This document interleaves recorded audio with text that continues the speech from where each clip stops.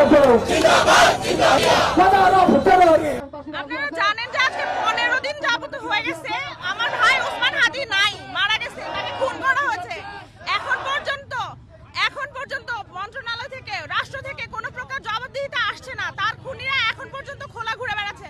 আমাদের দাবি একটাই, খুনিকে ধরতে হবে, তার বিচার করতে হবে এবং যত দ্রুত সম্ভব তাকে বিচারের আওতায় আনতে হবে। আমরা চাই না আমাদের আর কোনো ভাই এভাবে রাজপথে মারা যাক। হাদি ভাই কবরে আছেন, আজকে 9 দিন হলো আমাদের হাদি ভাই কবরে আছেন। ভাইয়া আমাদের জন্য মানে লড়ে গেছিল, কিন্তু ভাইয়ার একটাই আশা ছিল যে আমরা যদি রাজপথে হত্যা হয় তাহলে যেন বাংলাদেশ যেন আমাদের হত্যার বিচারটা করে। কিন্তু আজকে 9 দিন কিন্তু আমার ভাইয়া কবরে গেছে, তার হত্যার বিচারে নেই। আমরা চাই খুব দ্রুত খুনিদের জন্য দ্রুত নিয়ে এসে হত্যার বিচার করা হয়, যাতে আমাদের বাংলাদেশের জনগণ মন থেকে শান্তি পায়। আমরা এটাই চাই, জন্য আমরা আজকে রাস্তায় এসেছি। আজকে হাদি ভাই হত্যার আজকে 15তম দিন। আমরা দেখেছি যে হাদি ভাইয়ের যেদিনকে গুলিবিদ্ধ হয়েছে তারপর থেকে ইন্টারিম বিভিন্ন তালবাহানা দিয়ে তাকে উন্নত চিকিৎসার নাম করে বিদেশে পাঠিয়ে সময়ক্ষেপণ করেছে। আমরা একের পর এক, আমরা যখন ঢাকা সহ সারা দেশব্যাপী এই হত্যাকাণ্ডের বিচারের দাবিতে আমরা যখন মানববন্ধন করছি, আমরা আন্দোলন করে তুলছি, তখন আমাদের এটাকে মব বলে করা হচ্ছে, আমাদেরকে জাস্টিফাই করা হচ্ছে।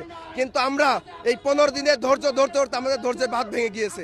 তাই আজকে কুষ্টিয়ার ছাত্র জনতা, জুলাই গণঅভ্যুত্থানের যারা সম্মুখ সারির যোদ্ধারা ছিল, তারা সকলে মিলে আজকে আমরা আতঙ্কিত। আমাদের এই আতঙ্কিত যাতে ভেঙে যায়, বাংলাদেশের আপামর জনতা যাতে নিরাপত্তা বোধ করে। বাংলাদেশের আপনারা দেখেন যে যারা সামনে সার ছিল তাদেরকে গানম্যান দেওয়া হচ্ছে, কিন্তু আমরা বলতে চাই এই গানম্যান আমাদের প্রয়োজন নেই। আমাদের কোনো নিরাপত্তার দরকার নেই, আমরা নিরাপত্তা চাই বাংলাদেশের মানুষের। আমরা এখানে অবস্থান করেছি যতক্ষণ পর্যন্ত না হাদি ভাইয়ের হত্যাকারীদের এখানে গ্রেপ্তার করা হবে এবং তাদের বিচারের আওতায় না আনা হবে, আমাদের অবস্থান কর্মসূচি চলবে। এবং হাদি ভাইয়ের যে আন্দোলন ছিল, হাদি ভাইয়ের যে কালচারাল সেন্টার প্রতিষ্ঠা করতেছিল, চেয়েছিল, আমরা সেই কালচারাল সেন্টার পুরো বাংলাদেশ ব্যাপী এটাকে ছড়িয়ে দেবো ইনশাল্লাহ। ওসমান বিন হাদি যে হত্যাকাণ্ডটা ঘটেছে, এটা কিন্তু একটি সুনির্দিষ্ট একটি ঘটনা না, এটা কিন্তু একটি ওয়াইড একটি ঘটনা না।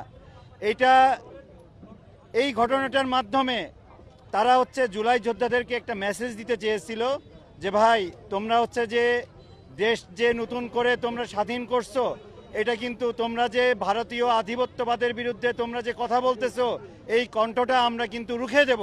এটাই কিন্তু তারা এই মেসেজটা দিতে চেয়েছে, আমাদেরকে এই মেসেজটা দিতে চেয়েছে যে হাদি ভাইয়ের মতো যদি তোমরাও কথা বলতে চাও, তোমাদেরও কণ্ঠরোধ আমরা করে ফেলবো।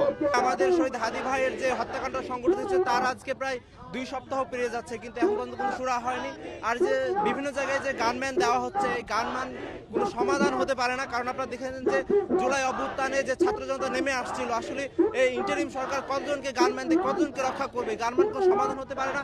জুলাই বিপ্লবী সকল বিপ্লবীদের সুরক্ষা নিশ্চিত করতে হবে, নিরাপত্তা নিশ্চিত করতে হবে, এবং যে গোয়েন্দা সংস্থাগুলো আছে সেই গোয়েন্দা সংস্থাগুলোকে জবাবদিহির আওতায় আনতে হবে। তারা কিভাবে বাংলাদেশ থেকে পার হয়ে ভারতে চলে যায়, এবং ইন্টারিমের কাছে আহ্বান থাকবে সকল রাঘবগলদেরকে, ভারতের শেখ হাসিনা থেকে শুরু করে মোদিকে আন্তর্জাতিক আইনের আওতায় তাদেরকে সম্মুখীন করতে হবে এবং তাদেরকে বাংলাদেশে ফিরিয়ে এনে বিচার সুনিশ্চিত করতে হবে। এটি আমাদের এক হাদি ভাই চলে গেছে, আপনারা দেখেছেন ঢাকা সহ পুরো বাংলাদেশে হাজার হাজার লক্ষ লক্ষ হাদি নেমে এসেছে।